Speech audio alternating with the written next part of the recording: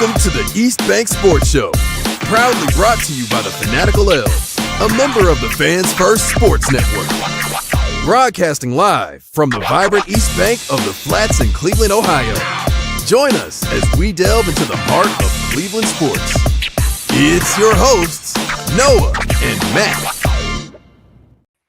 Welcome into the East Bank Sports Show, the show where we talk all things Cleveland sports. And now you may be wondering, there's a lot of drama going on right now. Why is this about uniforms? And honestly, it's about uniforms because I want to be happy, damn it. And to be happy with me, I've brought my boy, my good friend, my co-host on my Monday show, the East Bank Sports Show. Matt, how you doing, buddy? I'm doing good. Had a good week. Hit up a couple concerts. Yeah. I'm excited to be here and talk about what Cleveland's got going on. Going to be looking good these upcoming seasons. Yeah, at least looking good in terms of the uniforms. I want to say shout out to Tim. What's up, man? Good to have you in the chat, as we always do when we do these live shows. For those of you who don't know, these shows are typically live on Mondays. Now Tim's telling me I'm being a little bit too loud.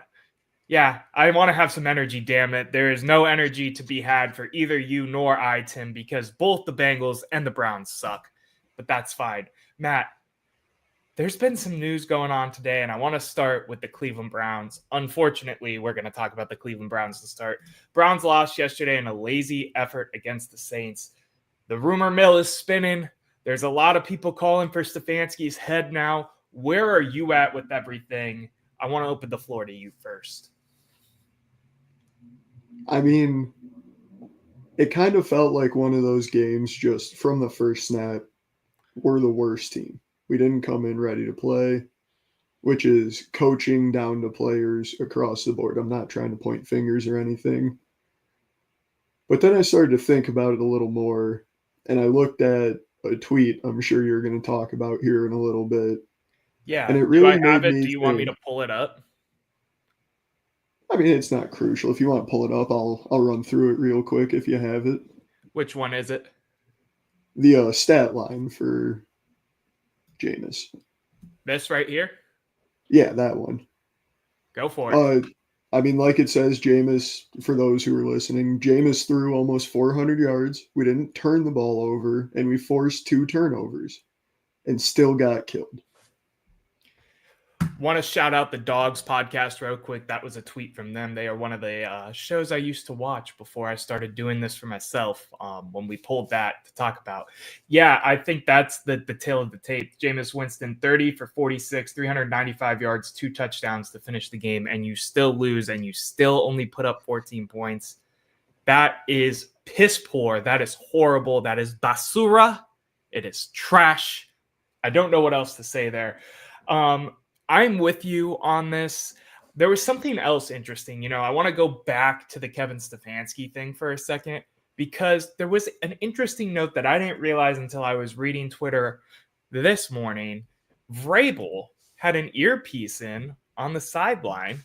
Kevin Stefanski basically brushed this off, but it was the first time Vrabel has ever had any type of comms on during an away game. So I thought that was really, really interesting, considering, there's already talk of Vrabel being a potential head coach again next year and all of that. And we know he's a good head coach based off of what we've seen already. So it's very interesting to me that we're doing this. It is interesting to me, too, because the amount of times a Browns head coach has been fired after losing to the Steelers is more often than not. And,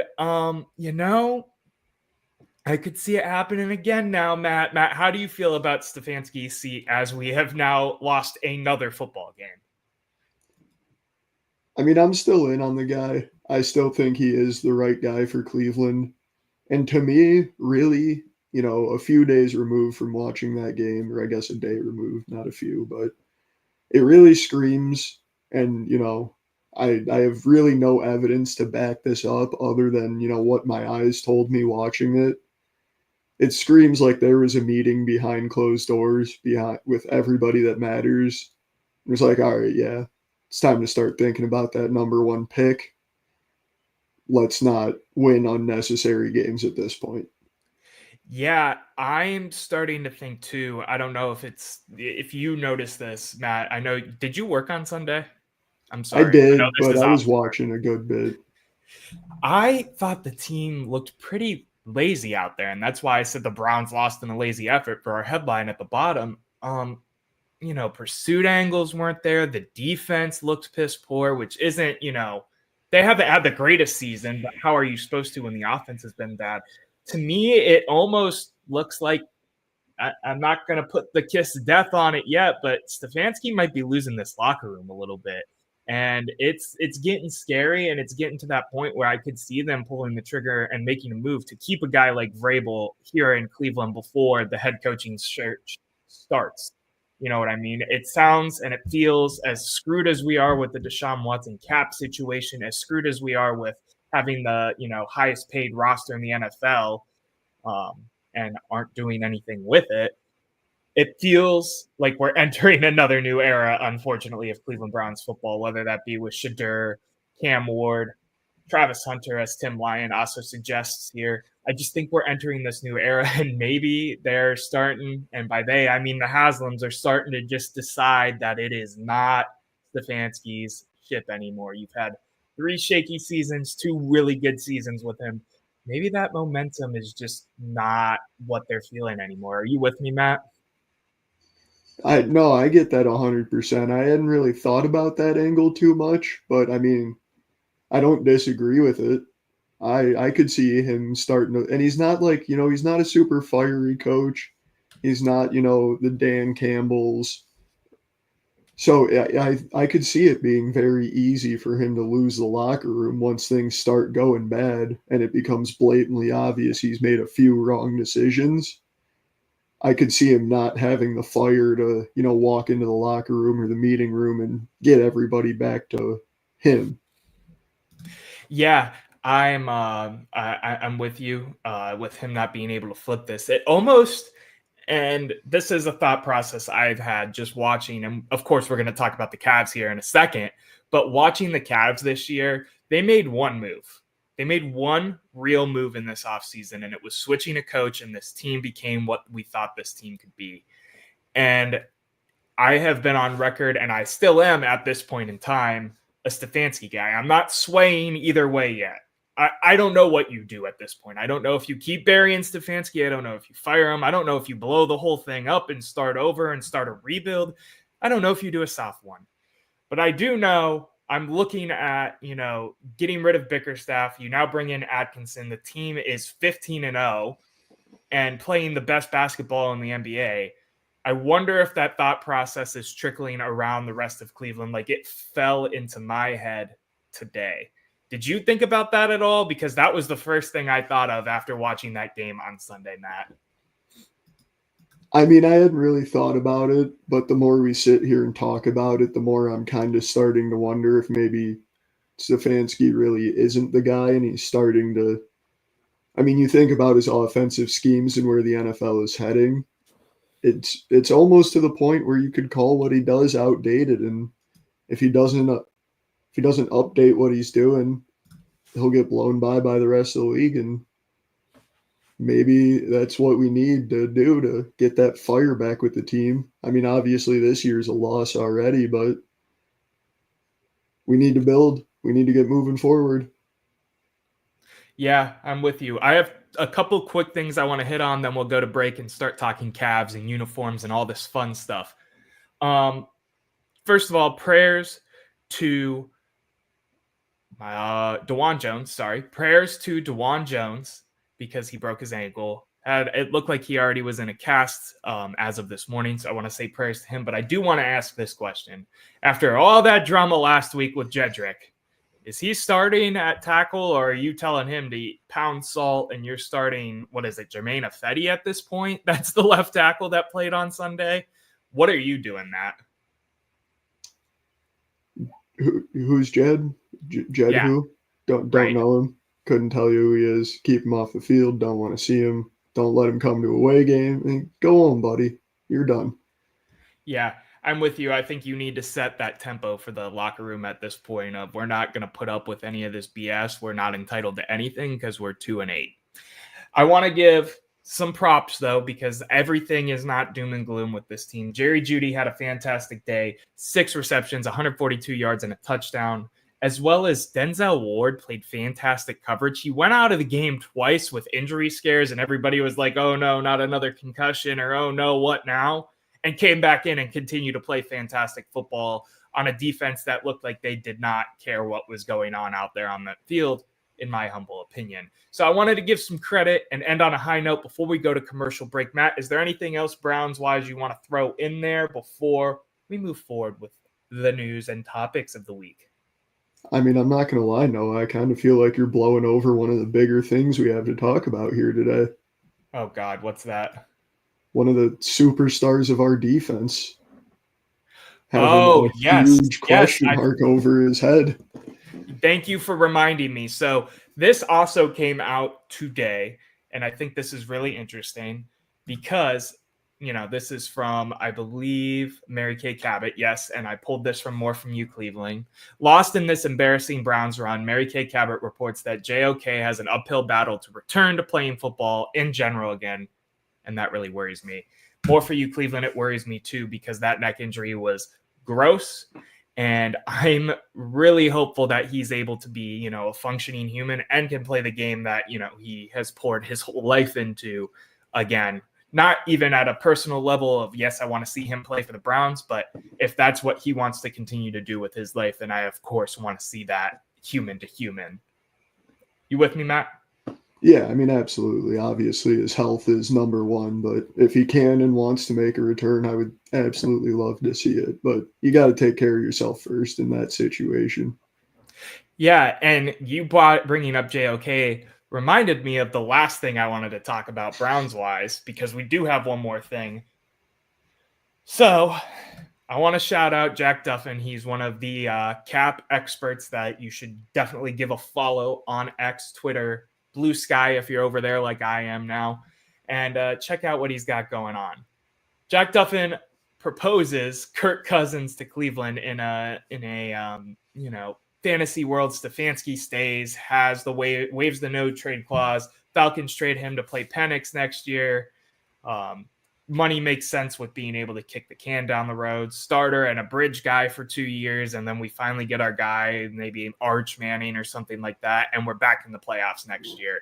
Matt, what do you think of Kirk Cousins to Cleveland as a complete copium, complete Hail Mary, please don't have to blow up this team idea?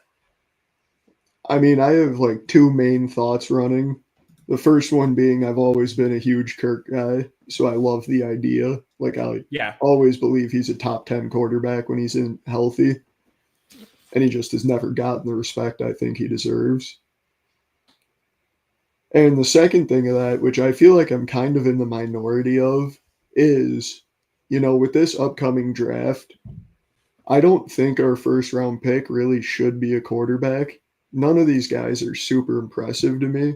And we have a lot of other holes we're going to need to fill before we look at that. And I mean, even talking like a soft rebuild or a hard rebuild, whatever we end up doing here, I mean, it makes more sense in my head to fill the other holes first.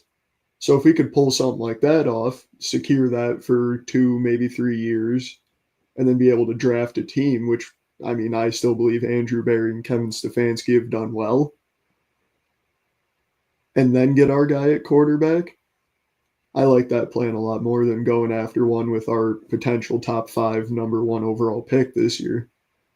Yeah, I think it'll be interesting. I'm not as big of a Kirk guy as you are, but I'm interested to see what this team does moving forward. I'm more here for the drama than the actual on-field football product at this point, and that's really saying something as a pure football guy at the end of the day.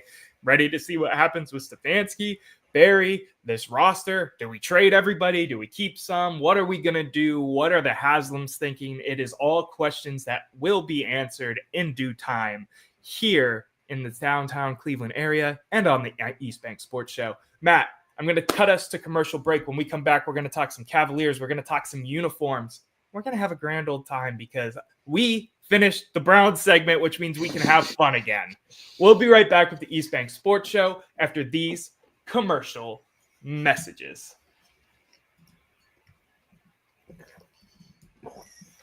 And we are back with the East Bank Sports Show. Make sure you hit the subscribe and the like button. Helps us grow this YouTube channel if you're watching on YouTube a ton.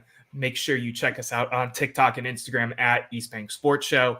You get all the content, all the clips from At the Office and the East Bank Sports Show, both shows we produce and do right here on this lovely, lovely YouTube channel. Matt, I know the Cavaliers have been on both of our minds.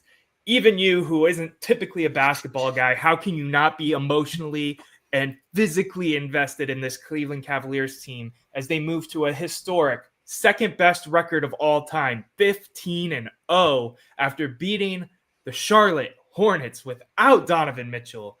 Huge game tomorrow, NBA Cup play, Cavs, Celtics. Are they going to win, Matt? Do you think they're going to win? I mean, it would be very difficult for them to go 82-0 without winning. So I think so, yes. I love the positive energy. I want to give a shout out to the team yesterday. The Cavs played 6 p.m., beat the Hornets, like I said. Can't ask much more from the guys who started. Evan Mobley, 34 minutes, 23 points, on top of 11 rebounds. Jared Allen, 21 points, 15 rebounds. Ty Jerome making his first career start in the baby blue. And yes, it's the baby blue because they wore it yesterday, dropping 24 and looking absolutely phenomenal. And then, of course, the GOAT, our all-star point guard, Darius Garland, 25 points, 30 minutes played, good rotation all around.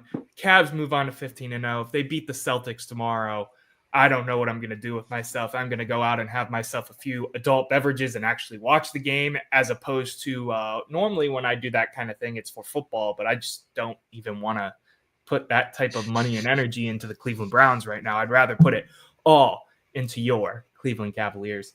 So, Matt, you're feeling good, though, about this Celtics game tomorrow? I think this is obviously the question mark we've all had as Cleveland fans. What do we match up against the reigning, defending finals champion Boston Celtics, who, have run the East for a while now, ran the East last year, beat us in the second round of the playoffs?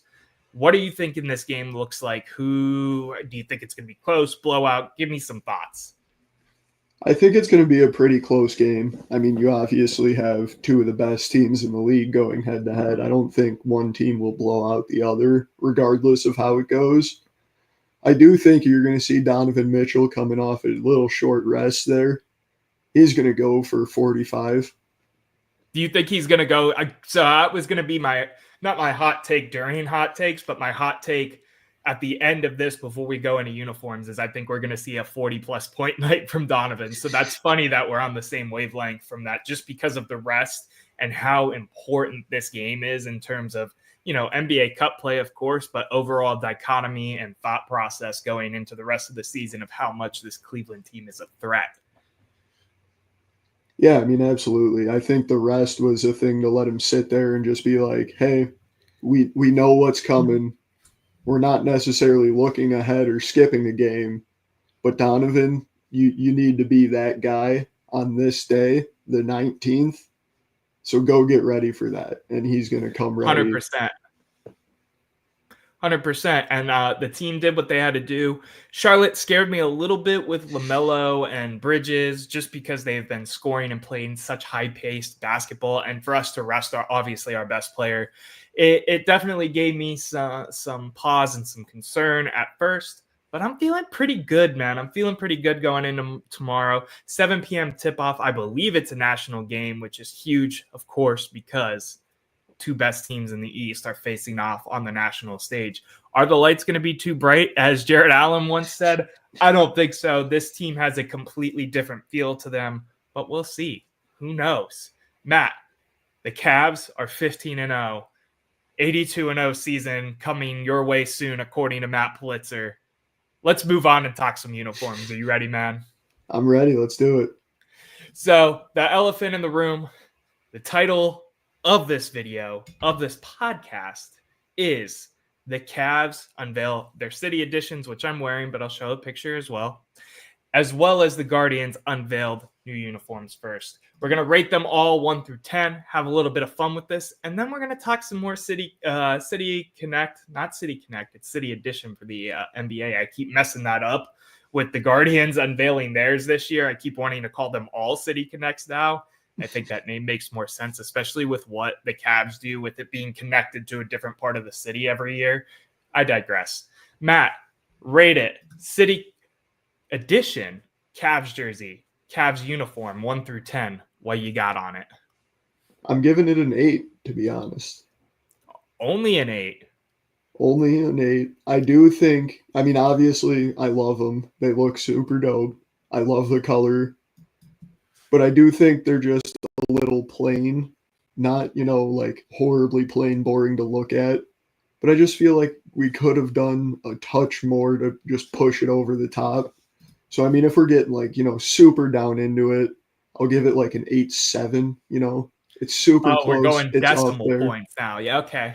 Like it's good. I love it, but it misses something for me, and I don't know what it is. So this uniform does not miss absolutely anything for me. This is a 10 out of 10, nail on the dot. You know what? I'm going to go 9. I'm going to go 9 for one reason. See the number? See the 10 on the front of the jersey? I feel like the numbers look a little smushed on the front. But Carolina blue is my favorite color.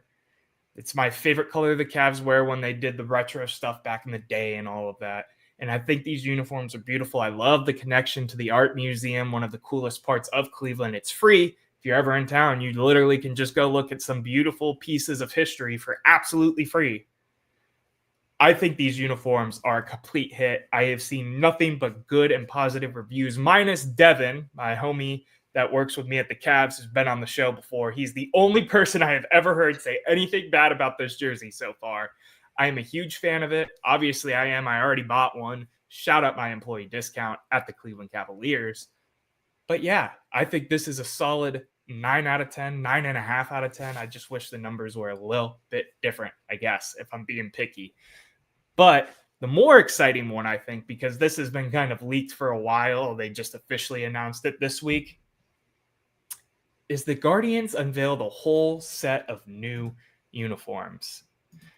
What do you think of these new Guardians uniforms? Technically, there's 4. They're pretty similar compared to what we've worn in the past with some differences, but I'm pulling them up now. I just want to say before we go into it, and then Matt, I'll let you do your rating. These navy blues are awesome, in my opinion. Go ahead, Matt.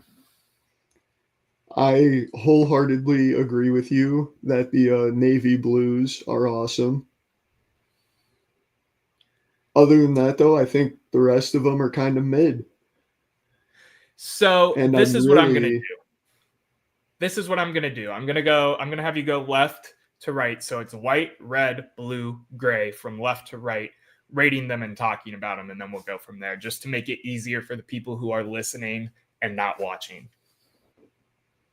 So starting with the white one, we'll go like, giving it a number. I'd say like a 7 out of 10.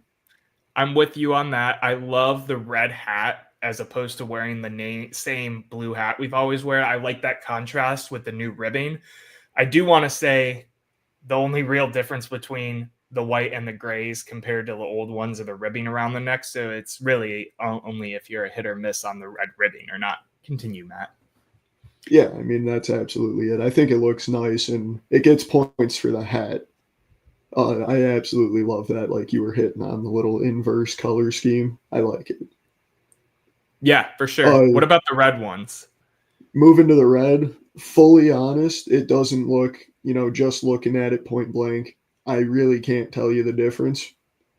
I mean, the difference is it says Guardians in the Guardians font as opposed to the script thing. It's not the script logo. It's like the font of like the Cleveland, but it says Guardians. And I believe the ribbing is blue, white, blue instead of just a blue stripe now on the sleeves and neck. The ribbing is almost whatever to me. I'm not, super whatever about it. And I'm honestly not a fan of the change in font now that I'm looking at it. See, I really like these reds. I like the cuffing on the ends of it. I don't know if I'll ever buy one because I have so many Cleveland Guardians jerseys at this point in time. But the blue one is calling my name. I'm also going to give the red a 7. So white 7, red 7. Where are you at right now? White 7, what? I'll give the red I think I'm going to have to go with a 6. I'm not a big fan of it, to be honest. It's fair. I just I think it'll grow on people as we continue to watch them, especially because they wear the reds a lot on Sundays and stuff like that. I think it'll grow on people. Yeah, absolutely. Go ahead, move on to the blue, man.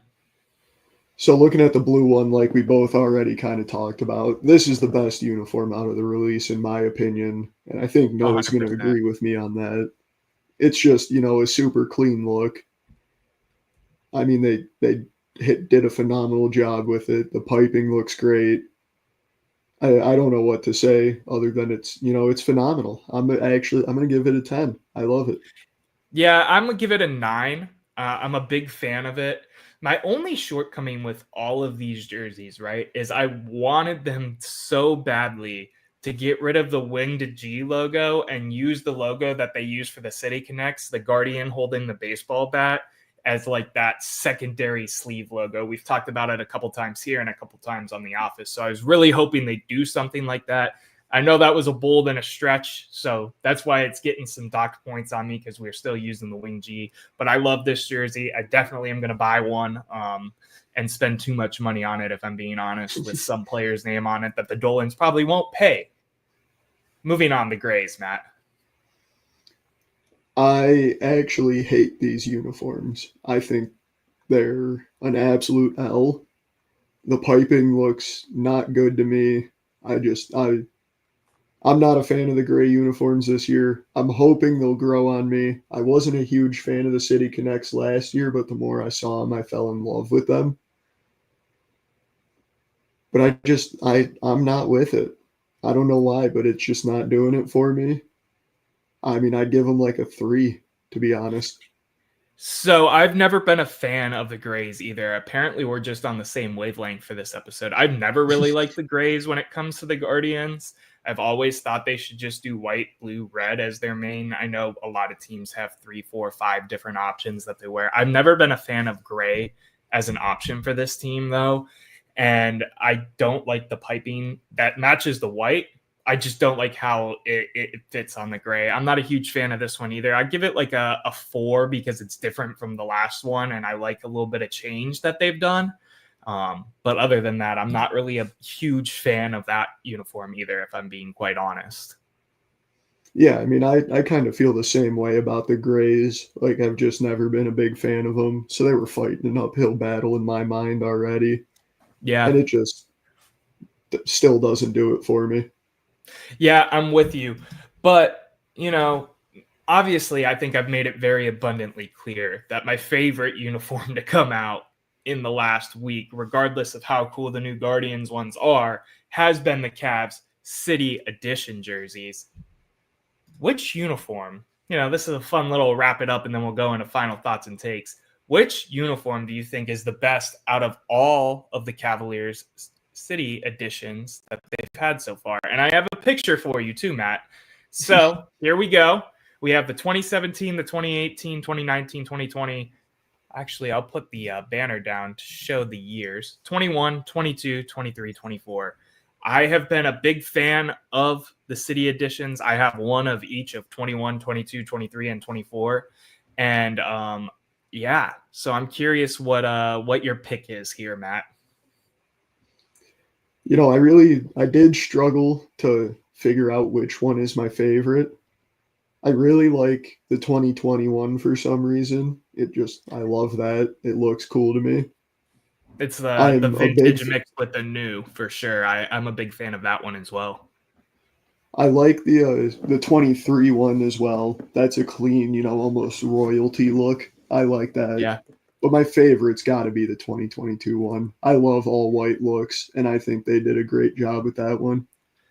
So I bought I got into this, right?